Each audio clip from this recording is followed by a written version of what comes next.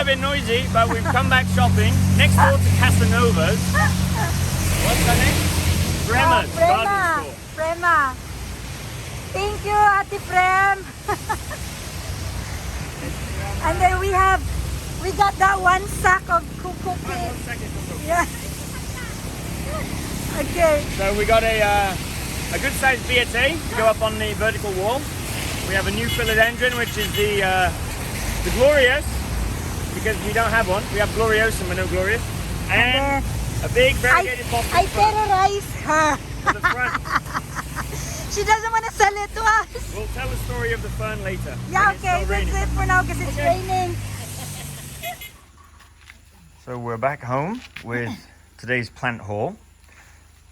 And after beating the seller into submission. She really doesn't want to sell this. I feel bad for her, but anyway. But we really needed a bushy fern to go at the front here, so we got this. This is really like, it's supposed to be her mother plant. She wanna like, hi Ate Frem.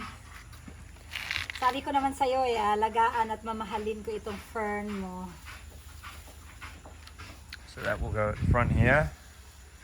So we just need something now to I really place that need one. to That's cut all. this though. Hmm? I have to cut this. Cut the pot. Yes, because it's like Oh yeah. You need to cut the wires to get it out. the pot. Oh no, maybe not, because the roots, it's oh, I don't want to hurt the roots. I think you need to take this wire. You have to take these wires off so you can get it out. So that's going to go here, and the Billietiae and Philodendron Glorious will find space for it on the wall at the back. So there's our Billietiae and Philodendron Glorious, which we will find a space for on the wall. Now, we have Gloriosum, but not Glorious. I'll show you the difference. So this is rarer, more expensive. It looks almost the same, the leaf from the front, but here's how you tell the difference between a Glorious and Gloriosum. So the Glorious, the petiole is round, and on the Gloriosum, you'll see that the petiole is not round, but kind of a flat shape. So they say this is a D-shaped petiole on the Gloriosum, and it's a round petiole on the Glorious. This Glorious has got bigger leaves. It's got another one coming. So we're going to find a space for this up on the wall. It's really quite a pretty leaf. Very, very similar, as I say, to the Gloriosum. If you compare it up here, there's the Gloriosum leaf. So almost the same, but different. And then, of course, the Billietiae. We will be making a mesh bag for it with a chunky mix inside, just like we did for the Paraiso Verde and Vecchai, and get that up on the wall here. So there's our Paraiso Verde that we put up here last weekend, and it has a shoot coming out with a new leaf, I think. So that has a pole hidden behind there that it can actually climb up, just like we've done for the Gigas and the Mexicanum. So our Gigas, talking of which, has a new leaf coming out, and it's starting to root itself into the fern pole here. So there's a fern pole there. It's like a fern wood, and it allows the plant to basically climb it and root into it. So we'll have to do a little bit of rearranging to fit on the Billietiae and the Glorious, but we've got plenty of space on here. We've still got some wandering dew up at the top here that I wish to get rid of. And yeah, bit of a challenge to find a space for them, but I'm sure that we can get them up there. So the first thing I'm going to do is go and make the mesh bag for the Billietiae to be repotted into. So let's take a closer look at our Billietiae. So this is the nest that I'm making for it. Again, check out my Vecchai video and also the Paraiso Verde video, where I also made a similar thing. So basically it's some net. This is fishing net We fill it up with some sphagnum, some cocoa cubes, a little bit of loam soil, some perlite. And you put that in there so it's really well draining soil. Lots of air can get to the roots because of the mesh. Also means as well that when it's up on the living wall, things will begin to start growing out of the mesh and kind of help it blend in a little bit, a little more natural.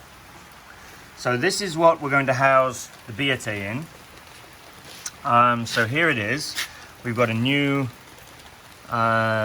leaf just opened up here. So we're going to try and position this on the wall so these are kind of pointing outwards a little bit.